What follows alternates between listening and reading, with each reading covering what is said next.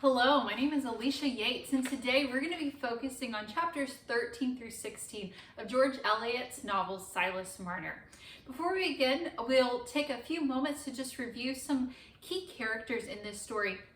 Chapter 13 is really the couple chapters before that is where the story really starts to take off significantly. In these chapters, we really start to see the beautiful, happy ending start to unfold that we were all hoping for at the beginning of the story when we first met Silas Marner. So to begin, let's focus on two of the main characters in this novel, and that is Silas Marner and Godfrey Cass.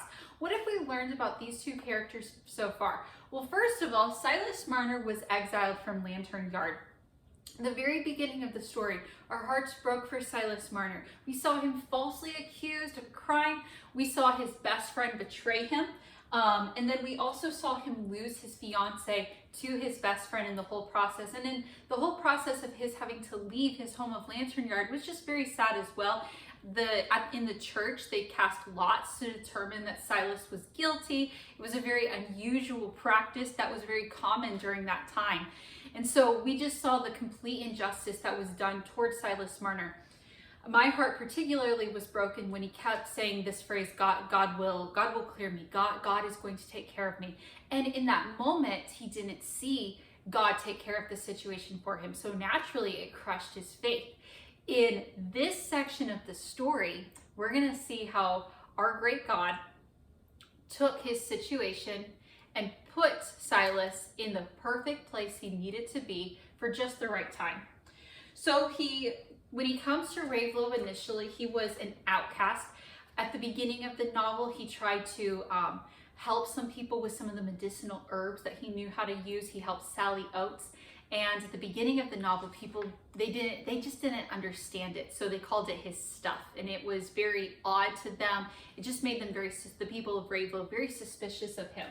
So he lived a miserable, lonely life.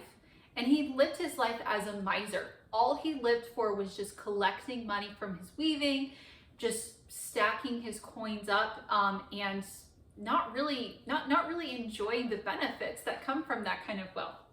In the meantime, we have Godfrey Cass, who is living a life of luxury. We see him in the chapters preceding 13. He's having a party. He's hoping to win the heart of Nancy Lammeter. He is the respected older son of the Squire Cass. The Squire Cass is considered the greatest man in Ravelove. The Squire Cass also owns the Red House, and Godfrey is the heir to the Red House. Godfrey has a brother named Dunstan, who is kind of the black sheep of the family. He is the one we know who stole Silas's gold. But Godfrey is the one who's got a reputation to uphold. And so he wants to marry Nancy Lammeter. The community would love for Nancy to be the woman of the Red House. So in this part of the book, that's part of what he's trying to do, is to win her. But he is secretly married to Molly Farron, who we're going to look at in just a moment. He kept his marriage to Molly a secret for probably one of the main reasons is because of her opium addiction. Now, before we go any further, let's talk about the historical significance of this for just a little bit. He was secretly married to Molly Farron. When I remember the first couple times that I read Silas Marner, this part of the story was just so puzzling to me. It opened up so many questions for me. In today's culture, that would be very difficult to have to secretly be married to somebody. But during this time, it's something that could be done. If you did it in a secret enough place, if your marriage kind of got buried beneath the records, it's possible that you could keep something like that a big secret. In the Book of Common Prayer is what introduces us to the expression that we sometimes use at weddings today. If anyone objects to this union, speak now or forever hold your peace. During this time, sometimes that was actually necessary. Sometimes somebody actually would stand up and say, I object, because that person is already married to someone. Sometimes they would jump up and say, I object because that person has not been christened, if maybe it was a Christian wedding. When somebody was about to get married, their wedding was supposed to be announced for a few weeks so that people had time to go through the records and confirm whether or not the person had been married before. Godfrey is basically banking on the fact that nobody's going to do that to him because after all, he's the respected son of the Squire Cass. He's the heir of the Red House. Why would anybody do this to him? Well, we're about to learn what exactly would happen because of Godfrey's pride and his unwillingness not only to claim his wife Molly, but also his beautiful daughter that he had with her, Effie. So in these chapters right here, what I would like to focus on is a paradox of loss and gain. We have two characters, Godfrey Cass, who is very prideful, very prestigious, and then we have Silas Marner, who has known a tremendous loss. But in these chapters right here, we really start to see the paradox through what Godfrey's pride cost him and what Silas Marner's loss granted him. So let's dive into this a little bit. Let's start off by talking about Godfrey Cass. I want to go to page 114. If you've got your Norton edition with you, go ahead and turn to page 114 with me.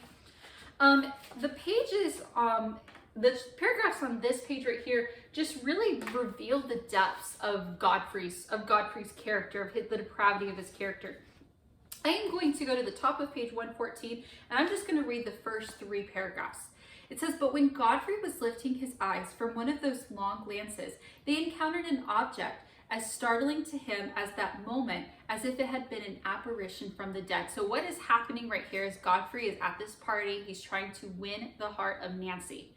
And Silas Marner basically comes in and crashes the party. This is the second time in the novel that Silas Marner has done something like this. The first time was when Silas Marner came into the Rainbow Inn to announce that his gold had been stolen. In this instance right here, Silas Marner is barging into the Red House. He crashes this party to show this child that he found wandering through the snow and to tell them about this woman who was either dead or very near death. So I'm going to continue. "It was an apparition." This is Godfrey's perception as he sees Silas Marner with this child. "It was an apparition from that hidden life which lies like a dark by-street behind the goodly ornamented facade that meets the sunlight and the gaze of respectable admirers. It was his own child carried in Silas Marner's arms. That was his instantaneous impression, unaccompanied by doubt, though he had not seen the child for months past." I'm focusing on the depths of his depravity. He had not seen his own child in months. "And when the hope was rising that he might possibly be mistaken, Mr. Crackenthorpe and Mr. Lamender had already advanced to Silas in astonishment at this strange advent. Godfrey joined them immediately, unable to rest without hearing every word, trying to control himself, but conscious that if anyone noticed him, they must see that he was white-lipped and trembling. But now all eyes at the end of the room were bent on Silas Marner, and the squire himself had risen and asked angrily, 'How's this? What's this? What do you come in here in this way?'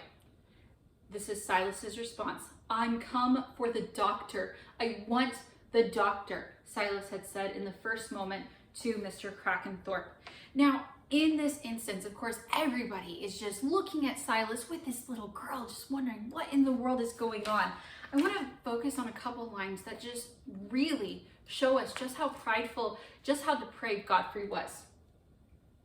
114 tells us this. "Godfrey felt a great throb. There was one terror in his mind at that moment.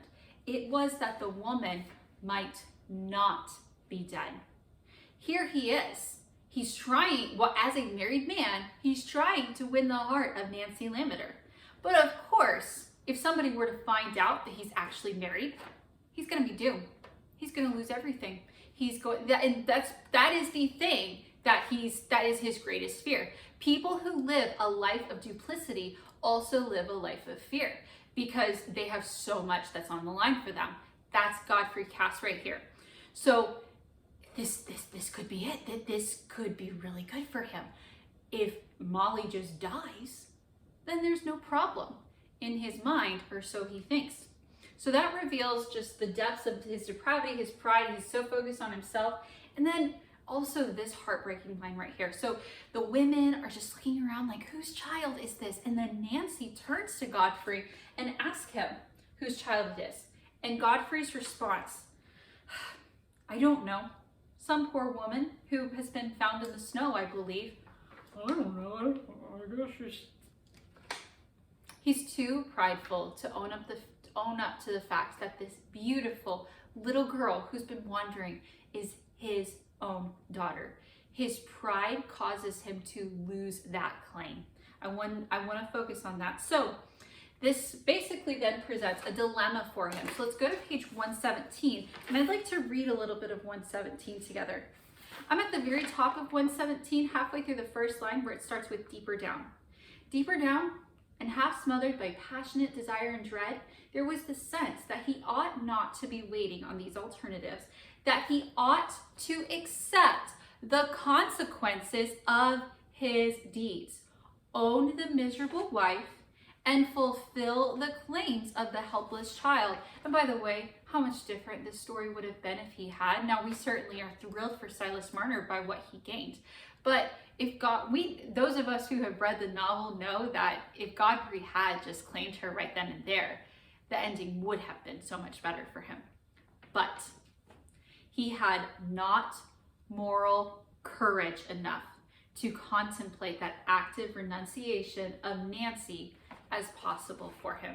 Notice, it was the courage that he lacked to own Epi as his own daughter.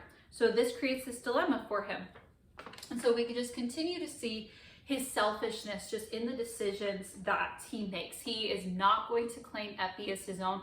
And then George Eliot just makes this statement. Part of what makes Silas Marner such a great classic is just throughout the piece, even though this is a fictional piece, there's just so much truth about human nature throughout this novel. I probably read this novel, I don't know, I've taught it several times, so half a dozen times maybe. And it's one of those novels that I like it better every time I read it. And this line just really stood out to me on page 119. When we are treated well, we naturally begin to think that we are not altogether unmeritorious, and that is only just we should treat ourselves well and not mar our own good fortune. How true is that? When we're spoiled, basically, we believe that we're entitled. That is Godfrey. He's an entitled, selfish brat. And he's not, because of that, it doesn't matter what it costs other people, because he believes that he is entitled to whatever it is that he wants. Little does he know that this selfishness is what is going to cause his greatest loss. So he does end up marrying Nancy.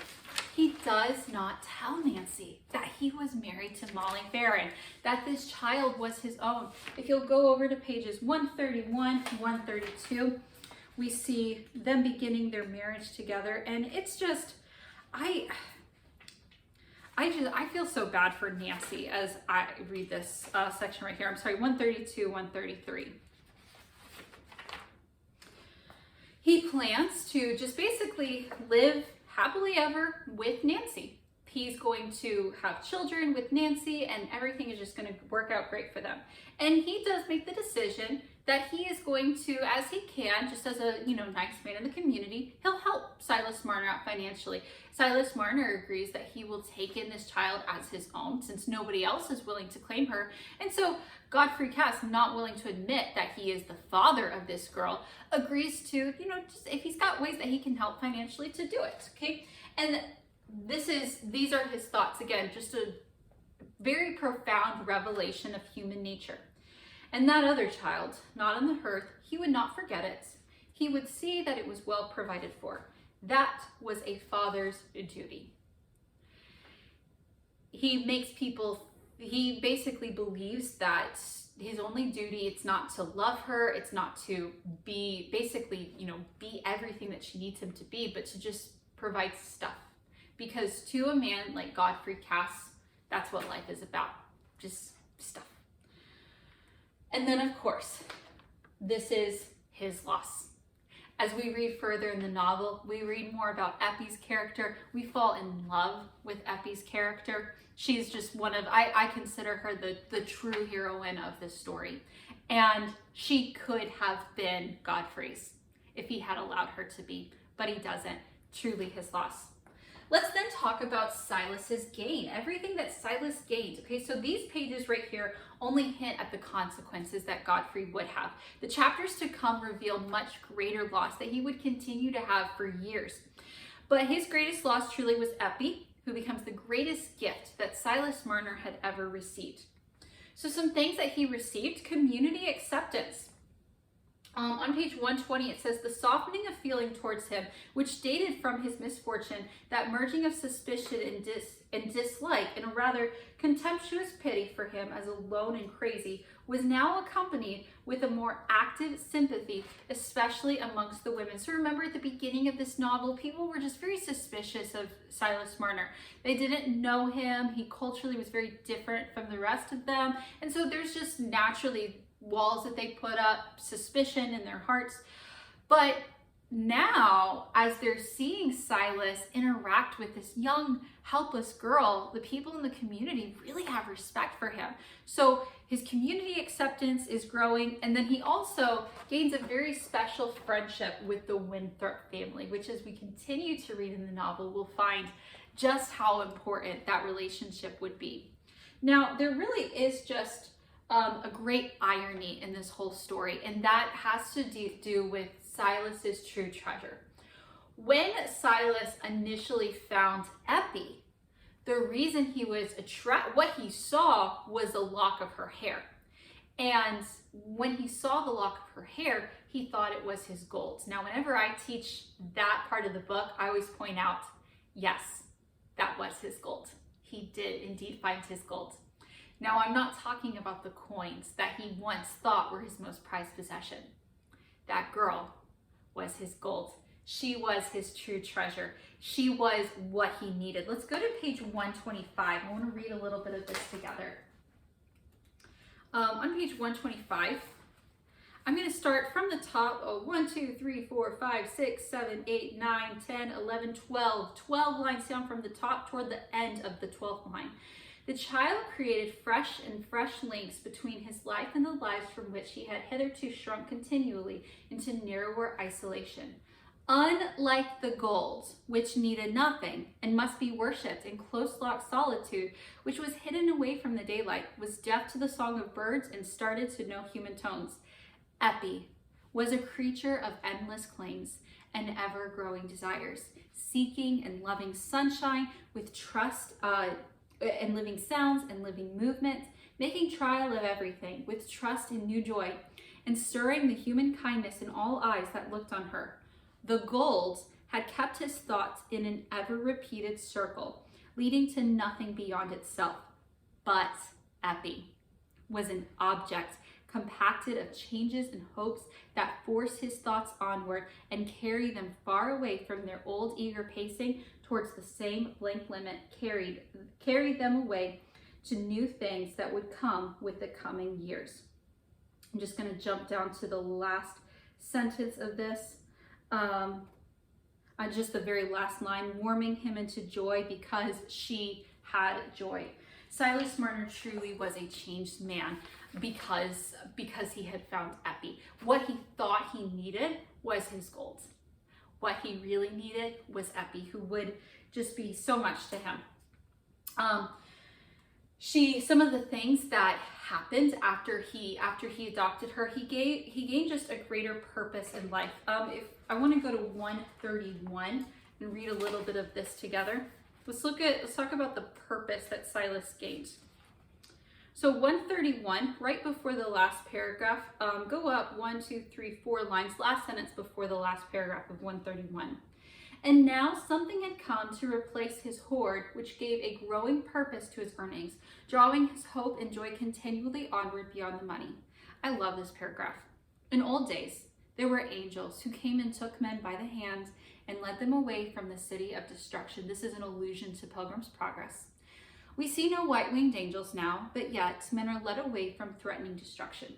A hand is put into theirs which leads them forth gently towards a calm and bright land, so that they look no more backwards, and the hand may be a little child's. I love that so much. Sometimes when as I'm teaching this to high school students, I sometimes will use lines like this to just remind them of how important they are. Epi, even as just a little child, is she is the hero of this story. She completely changes his life, and that is just the power of the influence that a young child can have as the Lord takes the situation and works through it. So she gave him just such a great purpose in life.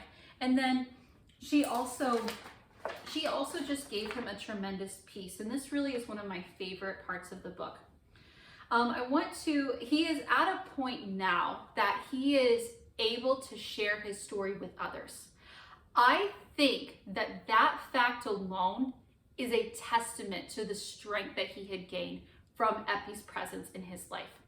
When we are in the middle of going through a trial, it can be very, very difficult to talk about that trial with other people. It often requires a lot of courage. But when you come to a point that you realize that you can just share your story as just a part of your story, a part of what has made you you, that is the point that you realize that trial has made you better. It has transformed you, and it has been used. Let's go to page 142, and I just want to read a little bit about this together. On page 142, we'll start at the top of page 143. Top of 143, just the very first line, it says, he had begun to ponder over the elements of his old faith and blend them with his new impressions till he recovered a consciousness of unity between his past and present. I've moved probably about 10 times in my life. That's a big deal right there, a unity between a past life and a present life. The sense of presiding goodness and the human trust which come with all pure peace and joy had given him a dim impression that there had been some error, some mistake, which had thrown that dark shadow over the days of his best years. And as it grew more and more easy to him to open his mind to Dolly Winthrop, notice we see him here talking to somebody, he gradually communicated to her all that he could describe of his early life. The communication was necessarily a slow and difficult process, but Silas's meager power of explanation was not aided by any readiness of interpretation in Dolly, whose narrow outward experience gave her no key to strange customs and made every novelty a source of wonder that arrested them. And we won't dive into that right there, but it's just very interesting hearing her perceptions of everything that he went through. So he's now at a point that he's able to begin opening up himself, to share his story with other people, to connect his past life with his present life. And then another thing, just with the peace that he has just a beautiful, lasting relationship with Epi. Let's go, I just want to look, we don't need to turn there. Actually, yeah, let's go over to page 149. So I mentioned a moment ago that his relationship with the Winthrops is going to be really important. We saw Silas just sharing his story with Dolly. Well, Dolly's son Aaron, when Epi and Aaron grow up, Aaron wants to marry Epi. But as they're just talking about their lives together, about their futures together, just dreaming together, this is what's really important to Epi. Epi does not want to leave Silas Marner. And if you look on page 149, let's go to where the dialogue starts. It starts with, "And who is it? And who is it?" As he's wanting to marry, said Silas with rather a sad smile. "Why, me, to be sure, Daddy." Skip to the next. "And you mean to have him, do you?" said Silas. "Yes, sometime." I'm skipping to the next part of the dialogue. "No, child," said Silas. "Your father was a lone man till you was sent to him." "But you'll never be lone again, father," said Epi tenderly. "That was what Aaron said. I could never think of taking you away from Master Marner." Epi and Aaron are determined that they're always going to be near Silas. Man, just imagine if Godfrey had had the chance to raise Epi as his own daughter, and he and Nancy end up never having their own children. But that really just brings us to the whole point of this. Epi, the paradox of this, Epi was Silas's gain and Godfrey's loss. The man who had lost everything gained it all because he was willing to take the little girl wandering through the snow. The man who thought he was entitled to everything truly lost it all, and we'll see how far that went later on in the novel.